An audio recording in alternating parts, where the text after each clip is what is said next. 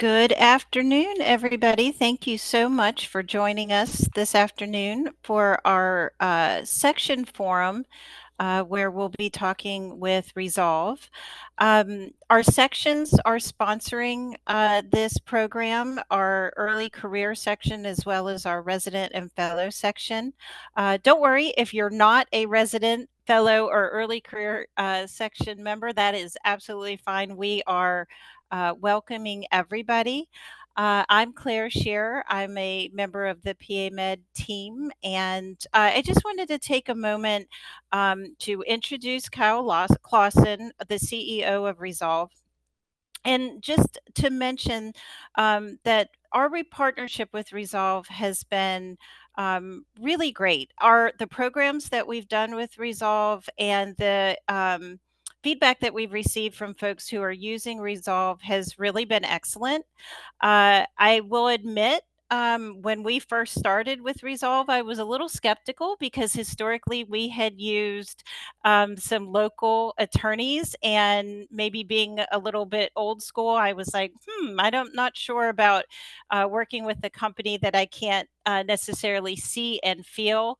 But I take it all back. It has worked out really, really well. The feedback has been excellent. If you go to their website, their mission is as a physician founded and physician driven company, we are relentless on a relentless mission to empower physicians. We continually strive to support, assist, and advise our doctors as they transition in their careers. And the feedback we've received is just that, that the encounters and the feedback and the work that our physicians have done with Resolve has really been positive. So I wanted to take a moment to share that. I would encourage everybody to ask questions. That is really actually the best part, I think, of the programs that we have done with Resolve is the Q&A session where you can just get real life answers to your burning questions about contract review and salary data. I do have some questions that folks have shared with us previously. So don't worry if we get to the end and you're like, I want to know more, but I don't have questions. I'll throw a couple in. But we definitely want to hear from you guys. Use the Q&A section. As Kyle's talking, if you want to throw it in there at the end, we will read through those questions. Don't wait till the end. Go ahead and load it up and start that conversation. So, without further ado, that's probably the most interesting introduction you've had lately, Kyle. But I want to turn it over and welcome Kyle Clausen. Yeah, I like that we're winning you over, so that's great. We're happy to be here tonight. We're happy to talk to you guys. Like she mentioned, this is really intended to answer questions. So I mean, we're going to go through some slides and give you some things to think about on physician contracts and salary data and compensation data and how that changes, kind of year to year and what that looks like now and where you can go to find those resources. But ideally, right? I mean, this is live for those of you that are on, and people that are watching too. There'll be an email at the end if you want to send questions, and you certainly can. But I'd like to talk to you guys. So use the QA, use the chat, whatever you need to. But we will roll through some of this first, and then go from there. So without further ado, I like to start out and just make sure everybody is aware, and I know you guys are aware of this, but the reason we're talking contracts and the reason we're talking about trying to find out where your value is quantified is because most physicians now are in an employed setting, right? So it's no longer the majority rule, at least, that you're going to be in private practice, that you're going to be dealing with, payers necessarily, right? Insurance companies and things like that. A lot of your value is going to be coming from your employment contract, what your base salary is, what your, production levels look like, things like that. And so that's what we do, and that's what we specialize in, and that's why, again, we're here tonight to talk on this. And so when I think about the market and when I think about what affects that contract, what affects that value, I think one of the big things that affects it is just the type of employer that you're with. Okay, and so when you're getting a kind of a lay of the land, you're likely going to run into contracts or offers mostly from what I'm going to call employed positions. So contracts from hospitals, health systems, academic centers, or practices owned by private equity, right? Meaning there's no ability for you to become a partner or an owner throughout that contract versus private practice, which obviously the goal in those is to have that ownership, right, long term. And so the distinction between those two is that you're giving up a lot of control, right, a lot of autonomy. You certainly don't have access to ancillary revenues if you're going to be an employee, right, which also in turn generally means that you're going to have maybe some higher recruitment incentives and maybe larger guarantees, at least initially, on compensation with hospitals, health systems, private equity. Okay. If you're going to be looking at a private practice contract, it would be more common to have lower guarantees, right? Not as many incentives, maybe signing bonuses that are smaller, things like that. But in turn, you're going to hopefully have that ownership, more autonomy long term, right? And some ancillary revenue streams, ideally. So your goal as you're working through your contract, one, it's going to depend a little bit on employer type, but two, you certainly don't want to end in the bottom left of this graph, right? You don't want to have very little control and also not a lot guaranteed. And you should want to try to push your terms of your contract as far to the upper right on this as you can get. So how do you go about doing that, right? My suggestion for you is to first off identify your personal priorities, which we're not going to talk about tonight. That's very much for you guys to figure out. But most of our clients still prioritize geography. Okay, so if you're looking in a certain area, we're going to talk about leverage later on in negotiations. It would be ideal for you to have as many offers as possible, right, in a geographic setting that you're looking at. Sometimes people are prioritizing time, right, or money. All of those things are okay, right? That's not for us to comment on, but it's helpful when we're reviewing contracts, when you guys are trying to analyze what decisions to make, to know what your pecking order is going to be on those points. Okay, but what we are going to talk about tonight is making sure you guys understand risk and value in contracts, what terms you should be thinking about, where to find market data, how you know what a good conversion factor looks like, how do you know what a good signing bonus is, and then finally some tips on what you're going to experience in negotiation, what you might hear, and what you might want to do to set yourself up for a good negotiation. Okay, so first thing we're going to talk about is value and risk, terms to spot.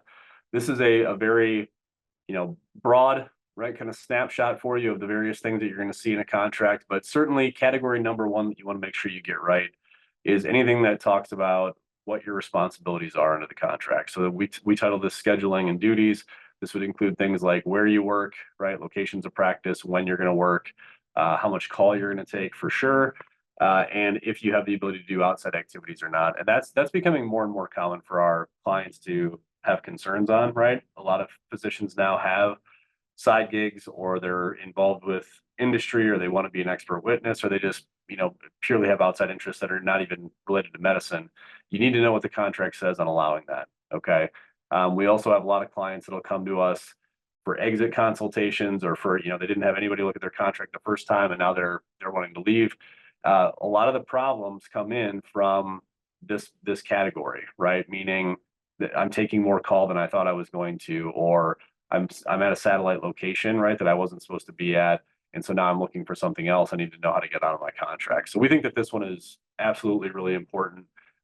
Make sure you understand if you need to supervise APPs or not, if you're getting paid for that, if you have the ability to get consent, to do those things, and then also if you need time, if it's an academic center, for administration, research, things like that.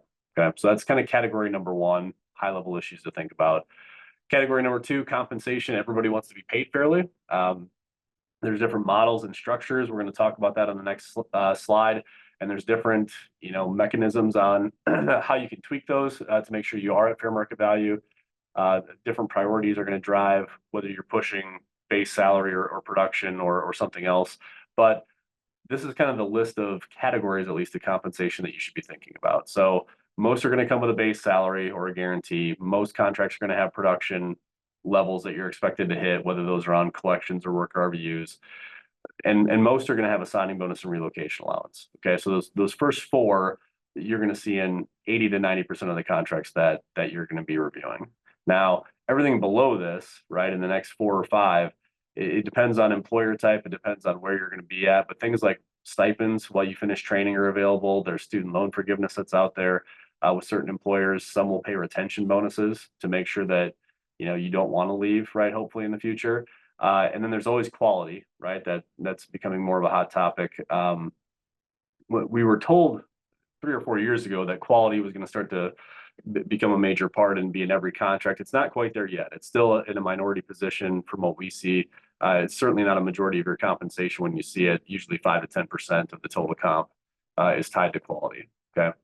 And then you're also going to see benefits, right? So benefits are going to be things like CME allowances, vacation time, and then other things like health insurance, 401ks, right? All the typical benefits that you would expect to see. Some of those are going to be modifiable, right? Which is kind of the last piece on this, and some are not. And I think it's important for you guys to understand that, when you're going in to negotiate a contract, to have them change a health insurance plan for one employee is not something you're going to be successful on. Okay. Same thing with like retirement plans. They can't change those things. They're non-negotiable because they have contracts with third parties on those. And so it's not that you can't change them. It's just that they have to change them for everybody if they're going to do that. And so I think it's useful to know what to push on and what not, or what you'll be less likely to succeed on.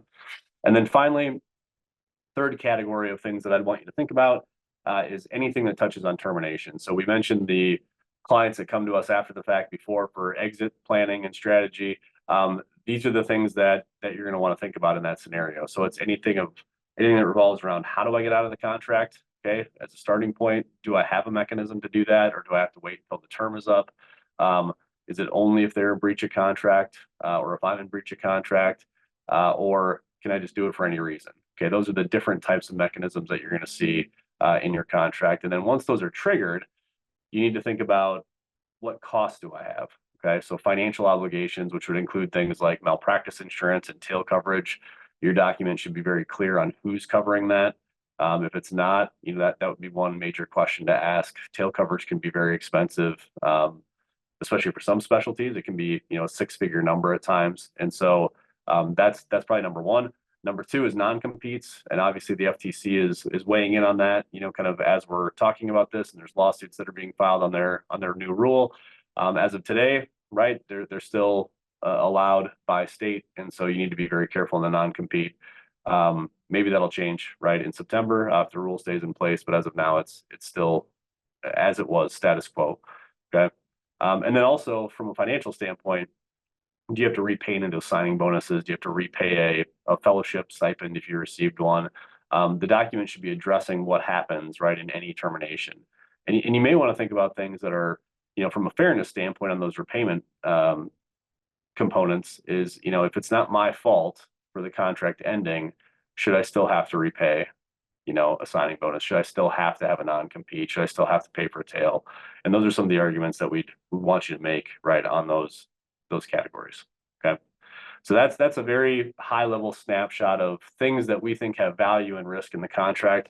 I want to walk you through a production example and where we see employers, what I'm calling production games, right, where they might play games with trying to shave, some costs, right, from their overhead by paying you a little bit less than maybe they need to. So I want to walk you through column one here. The first column is a work RVU example. So if you're being paid a bonus based on how many work RVUs you produce, and your contract says that your threshold is 3,000 work RVUs, okay, that's the scenario we're talking about, and your base salary is 200,000 to tie into that, okay, and so you say, okay, I know those metrics, I don't know, right, if those are good or not, but I'm going to go take a look at some data. And when I look at the data, it says that median comp is 200,000 for my specialty for this location, and my base is 200. So I think that that's probably a pretty fair offer, right? But when I go to look at the work RVU number, it says that most of my colleagues are producing 2,500 work RVUs to get to that same $200,000 number, and I'm being asked to produce 3,000. Okay, so that should instantly trigger this doesn't feel right, right? Something's a little bit off in this scenario. For us, what that feels like is about a $20,000 deficit in what you should be earning if every work RVU is worth $40. So in that scenario, if that's the contractual terms that you have, we would say that you're short about 10%, right, from fair market value in that setting. And you can take that same analysis of applying what's my guarantee, what's my threshold, right, and where do those relate to the data points that I have. From a fairness standpoint, you can apply that to collections, to gross charges, to any type of model that's out there. We very commonly see employers playing that game with the production because most physicians either don't pay attention to it or don't quite understand exactly how that works or don't have access to the data to do that fact checking. Okay, they're only focusing on the number up front or the 200,000. So be very careful on that, especially long term. Those production bonuses and models can have as much or more value, right, than a lot of other things in the contract. So again, we can answer questions on that later, but hopefully that makes sense. Okay, the other thing that has quite a bit of value, and this is again the FTC is talking about hopefully getting rid of these for a lot of institutions, but is the non-compete. And so if you don't know what non-competes are, they basically say if the contract ends, you cannot practice for a certain amount of time in a certain area. And it used to be, right, that it was 5 or 10 miles from one spot and that was fine. But now with a lot of the M&A activity with health systems growing and having multiple locations, if your non-compete is applying from every single site location, right, within the entity, you're going to get these Swiss cheese, right, type examples where there's circles all over the place and they're effectively taking you out of an entire geographic area. So you want to be really, really careful on that. The value of a non-compete outside of just personally where you want to live, is it reduces competition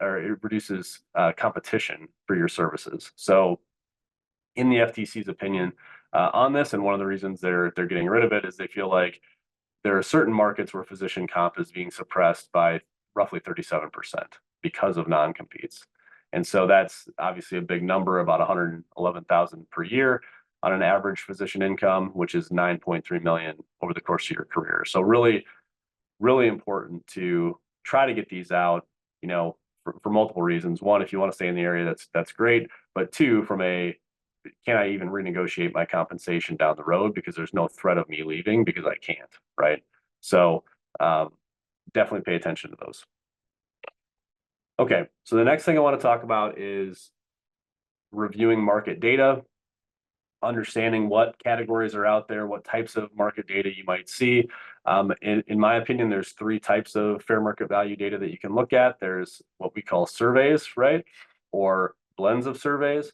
And so you may hear acronyms like MGMA, AMGA, AAMC, Sullivan and Cotter, right? You're going to hear these names thrown out. All of those are large surveys, right? Where systems and employers are kicking in their benchmarking data to know what's fair. Okay. And so that data comes out once a year. They're very good to look at, right? They're helpful, right? Your employers are using them. You may even have references to them in your contract. And so if it's good for them from a compliance standpoint, you ought to know that it should be good for you, right, on a negotiation of your compensation from that point of view. So make sure you're getting access to that. The second thing that you should want to take a look at is just what's happening with your peers, right, in the market right now. Okay, and so that's one of the things on our website. If you go to resolve.com, you can start to take a look at some of these other verified contracts that we've taken a look at. They're anonymous, they're de-identified, but it's kind of this live stream of what's happening right now. Okay, in my specialty, in my state, I can drill down and see contract details. But your best data point is not either of those. It's just having other offers, right? And so hopefully you're going to have 2 or 3 things that you're looking at side by side because it's going to give you leverage, but it's also going to give you a snapshot of what your fair market value is right now, right, in the locations that you're looking at. So try to get your hands on all 3 of those categories. And then finally, the last step in the process is you have to negotiate, right? You have to identify the issues, right? Check it against the market, and then finally decide to ask for those changes. And so how do you go about doing that? The first thing I think you should be prepared for, right, in this discussion is just that most employers, if not all employers, are going to tell you that the contract that they have is standard and everyone has signed it. That's likely not true. Okay.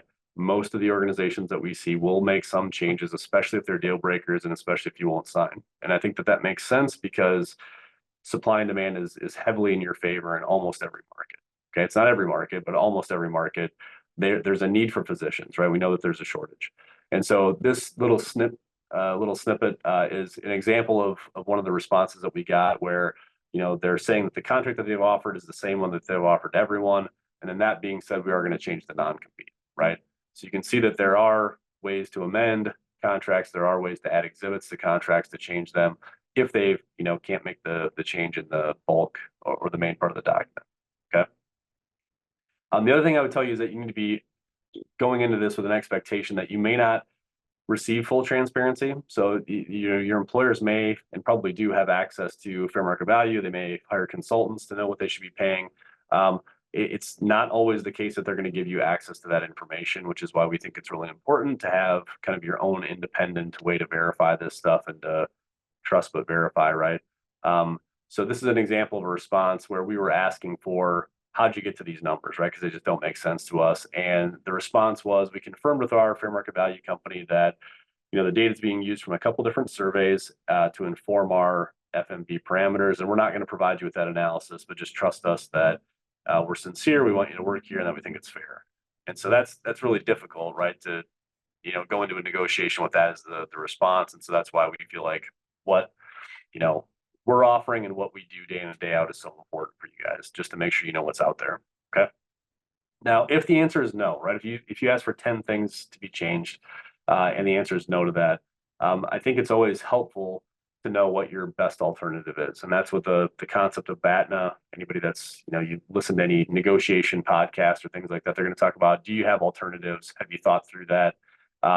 It's why those other job offers are so important. It's why understanding the entire market is so important before you go in, to a negotiation, so you can be thinking about those things. And then finally, you may want to decide if you want help, right? I mean, some people are better positioned, right? And just personality types are such that they like to negotiate, they want to be in asking for things, and it doesn't bother them if people tell them no. And then there's some clients that we talk to that it's the exact opposite, where they absolutely want to step out of it, they want help.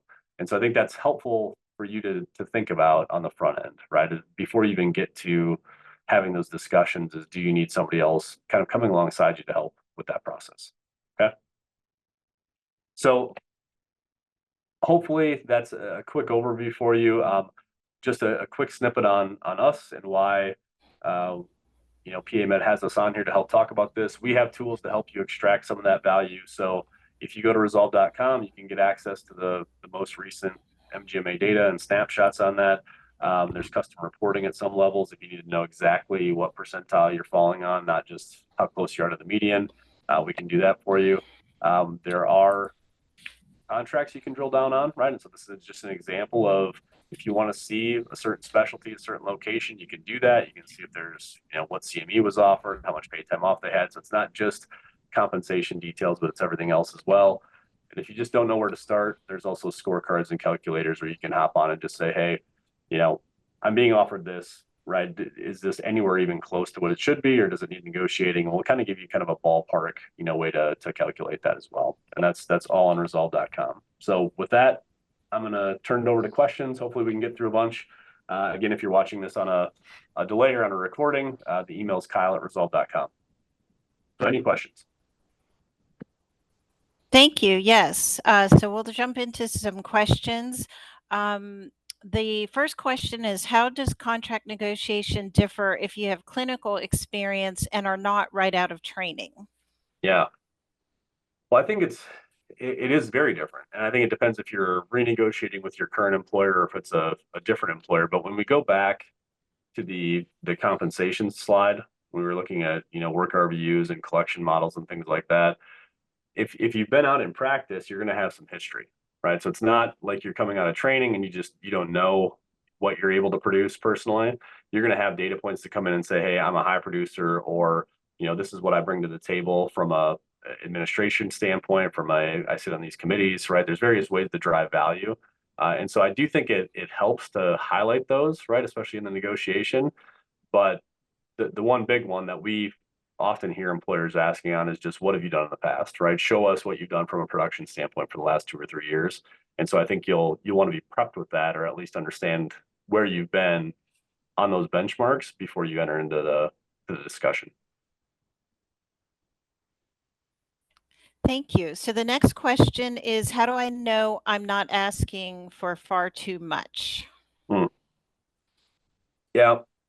Well, if you're doing your homework, right, ahead of time, and you've looked at all 3 of these categories of data, I think you'll know, right? Because when we talk about, too much, right, there's a median, right? But there's also a lot of people making more than median. But when we take a look at maybe 90th percentile, right, I mean, it starts to skew down pretty quickly. It's going to depend on employer type and location, obviously, but most places are going to start with a guarantee that's somewhere between the 25th percentile and the 75th percentile. They're not going to come in and guarantee you 95th, right, percentile money usually. And so I think that's a good reference point, is that you'd expect to be as close to the median as possible if you've, if you're below it, right? If they've started their negotiation below that, but also know that there's certain situations where you can be, higher, right, up to the 75th percentile from a guarantee, and in rare situations, even higher than that. Okay, thank you. The next question, I recently received a few offer letters for different jobs. Should I sign these letters before reviewing the contract? Does Resolve review offer letters? We do, and my answer is yes. I mean, you should, if you're looking for help, right? If that's the decision you're making, that you should be getting that help as soon as possible, because some of these things, right? So this is kind of an all-encompassing list again of the things that you're going to want to pay attention to in a contract, but a handful of these are going to show up on that letter of intent, right? They're going to talk about compensation. They're going to talk about, likely tail coverage and malpractice insurance. They're going to talk about some of those benefits. And so if you're signing off on a letter of intent, in my experience, it's very hard to get them to change those terms, even if it was legally not binding on them. They just feel like you've already agreed, right? Just human interaction. And so we do a review offer letters as part of what we do for our clients. And I would say that as soon as you have that, or even maybe before you have that, you'd want to be engaging somebody just to make sure you've got the help and the access to the information that you need. Okay, thank you. The next question, I've been told my contract is non-negotiable. Should I still try to negotiate? Yes. Um, that's kind of the last, or one of the last slides that we talked about. So that's a very common statement. We would expect most employers to start the conversation that way. Sometimes it is true. I mean, it's 85% means 15% of the time we do see employers sticking to that. But even in those situations, I think it depends, right, on your specialty, on the demand, right, at that point in time.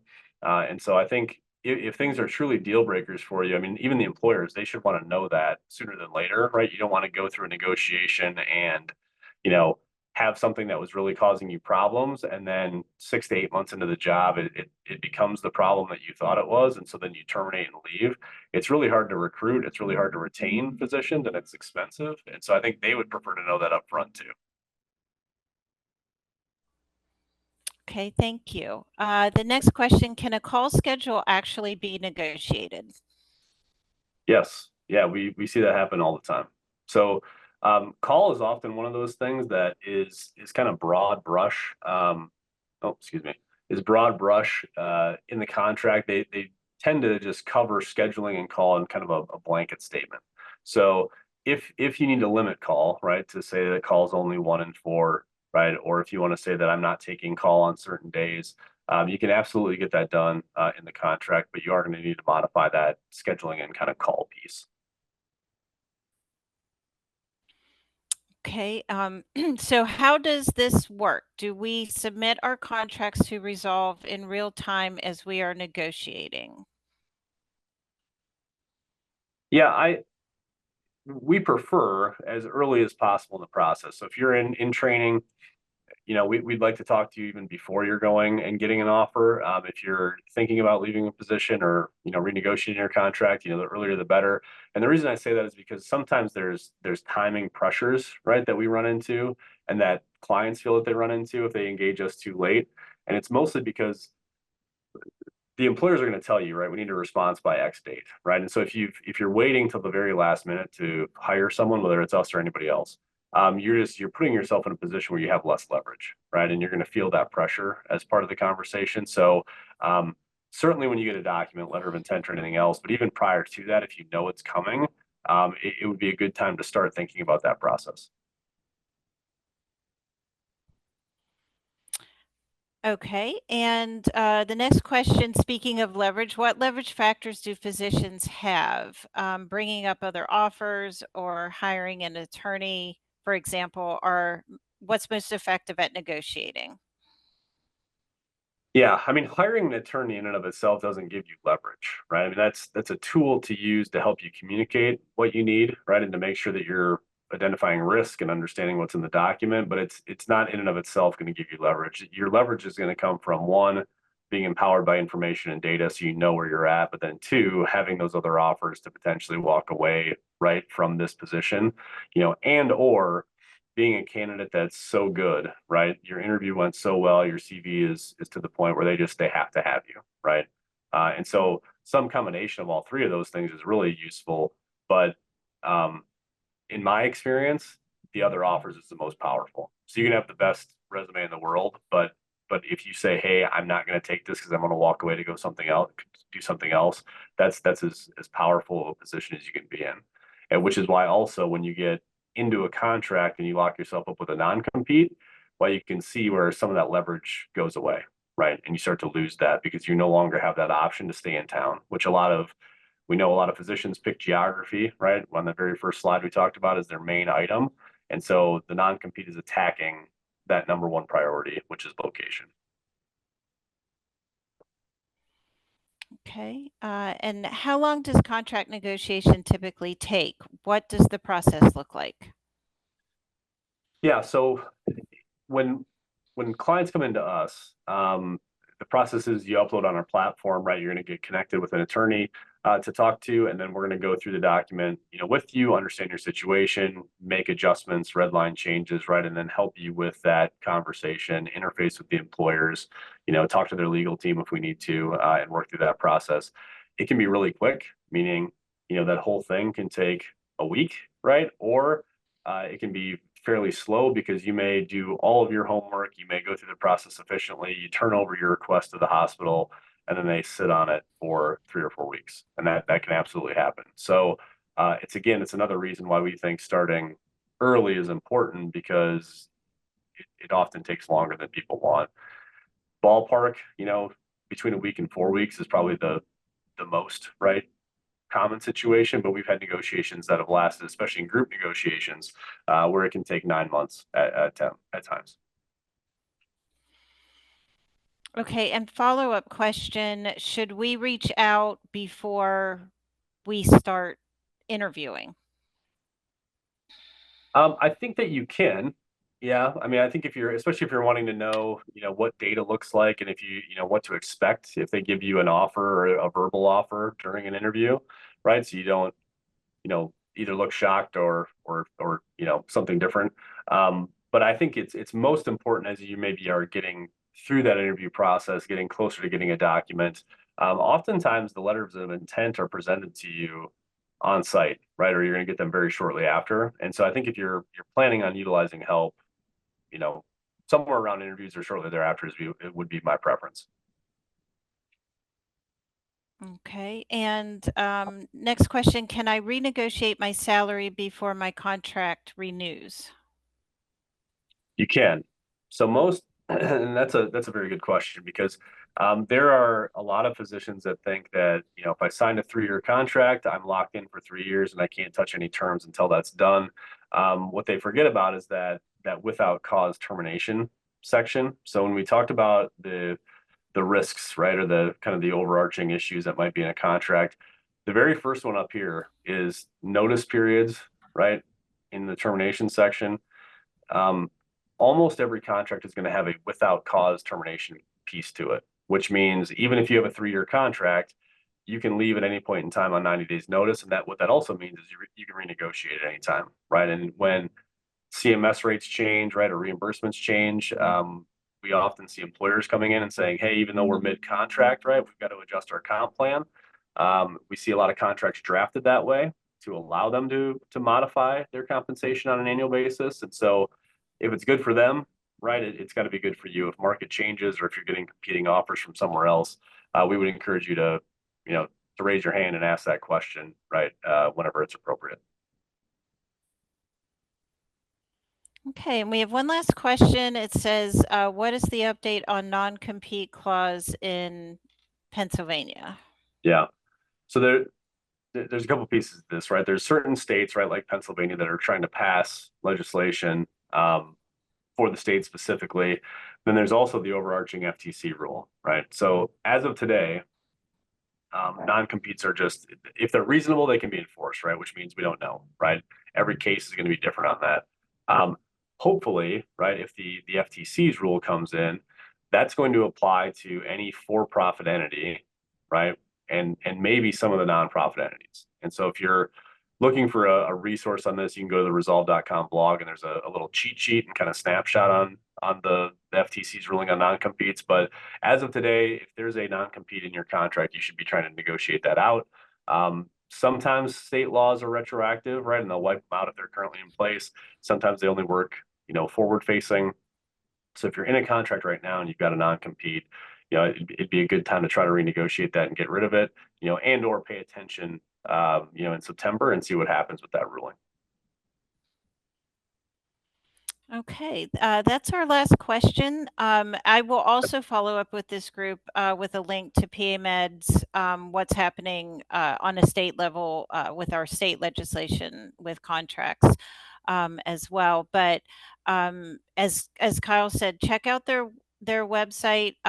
If you check out PAMED's website, it's pamedsoc.org/partners. And you will find Resolve information in there as well. And we thank everybody for joining us tonight. And thank you, Kyle, for answering all of our questions. Hey, you're welcome. My Have pleasure. a great night.